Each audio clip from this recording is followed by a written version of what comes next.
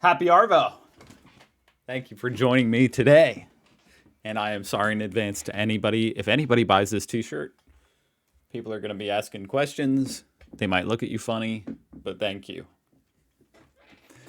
Strongman Eddie Hall stuns Holly and Philip by folding up a frying pan. So, super strong Aussie man.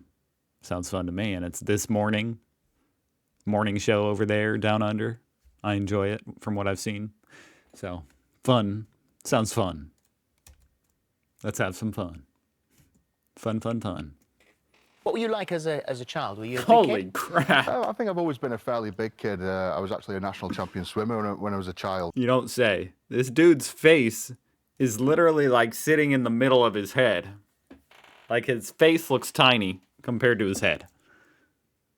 So I've always been very athletic and very into sport. Does he have a shirt on that has abs painted on it? I feel like that's unnecessary. Usually that's like out of shape guys that have shirts that ironically have abs painted on it. But hey, then again, underneath, once your abs are that strong, maybe they just turn into like a beer belly. I don't know.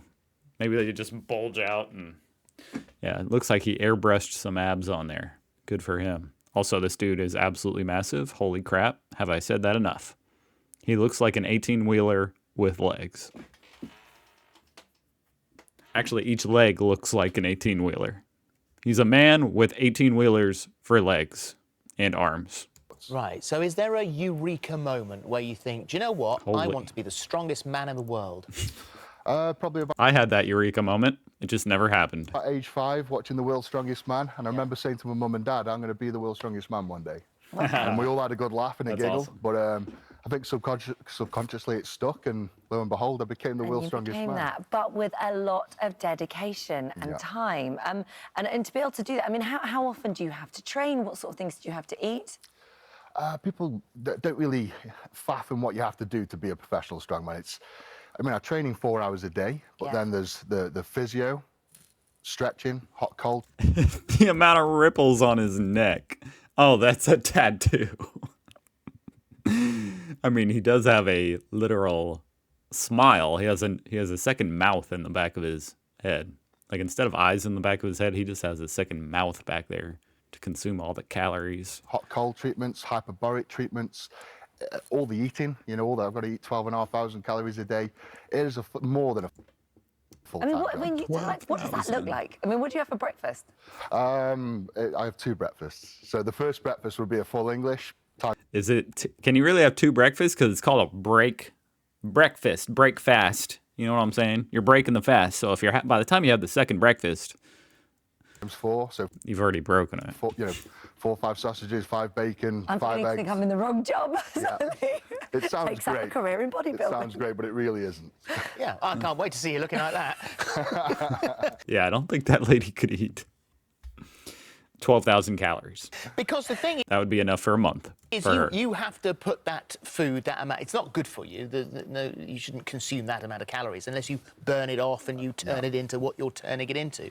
And we'll come to the fact that even then, actually, health-wise, it can have catastrophic results. Yeah, I mean, no matter how much muscle you have, that amount of fat and stuff going through your heart and your arteries has to have some kind of an impact. Huh? But what is it about? Because we see people walking around who are muscly. What is it about you that gives it? It's not just the muscles that Steroids. give you the strength, though, is it? I mean, for real, surely every super strong man is on steroids, right? Like, I know that's a secret. It's not even like a secret necessarily.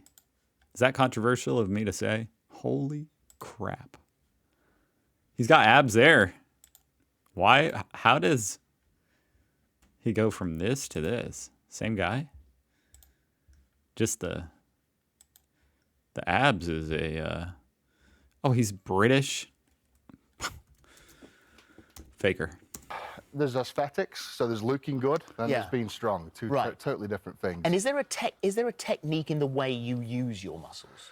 Yeah, of course. Obviously you've got to be hugely strong, but it's all about techniques. You can't. No one can just go and pull a plane or a truck. You've got to practice the footwork, the handwork, lifting atlas stones. There's a lot of technique. Or fold a frying pan. Or fold a frying pan. Can you?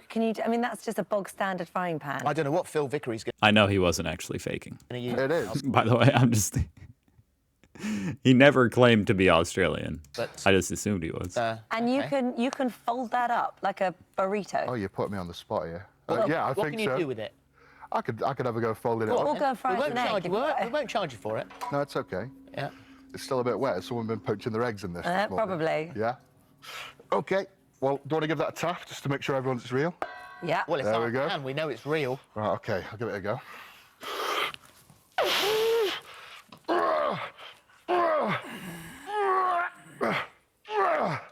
Jeez. I like how they're leaning backwards, like,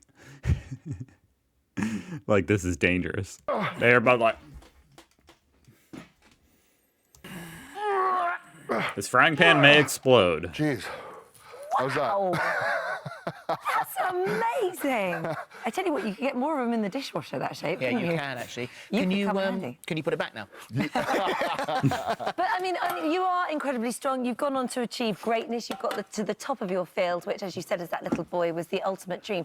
But at what cost? Because we've got the footage of that moment when you lifted the 500 kilos. The only person in the world, still to this date, that's ever lifted that weight. What did it do to your body, though? I mean, the 500 kilo is it's the lift of the century. It's the heaviest weight ever lifted off the floor. What did it do to me? What didn't it do is the question. I had a brain bleed, so I was bleeding out the Oh nose, the my ears, the eyes. My blood pressure was through the roof. Heart rate was through the roof. I lost my vision.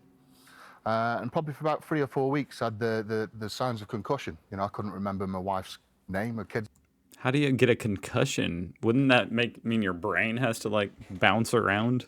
names. I'd forget conversations. Is it worth it? I mean, This dude's brain bled from lifting.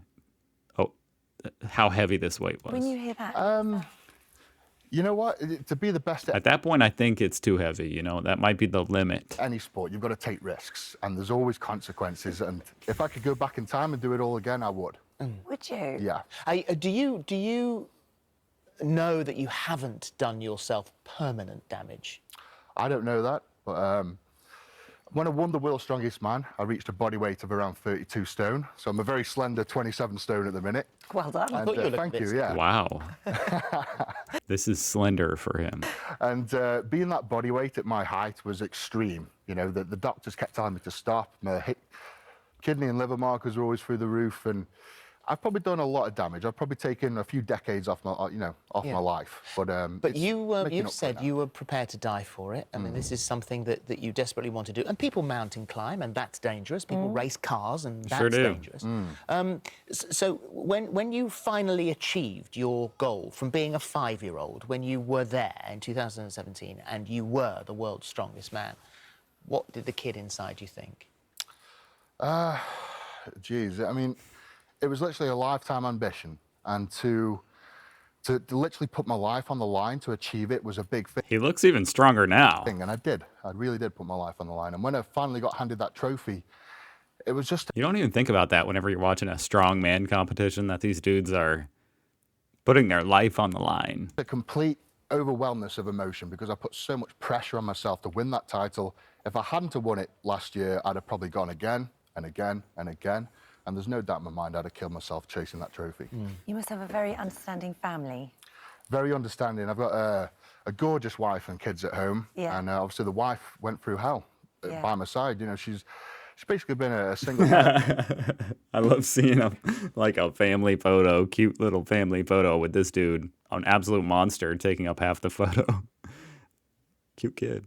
Because I've been training that much. I'd probably spend an hour, 2 hours a week with my family. So for the last 2 years of my career, I didn't have a family life or a social life. So I've had a very understanding family around. Yeah. So what does the strongest man in the world do when he's become the strongest man in the world? What do you do now? So knitting or gardening? Or...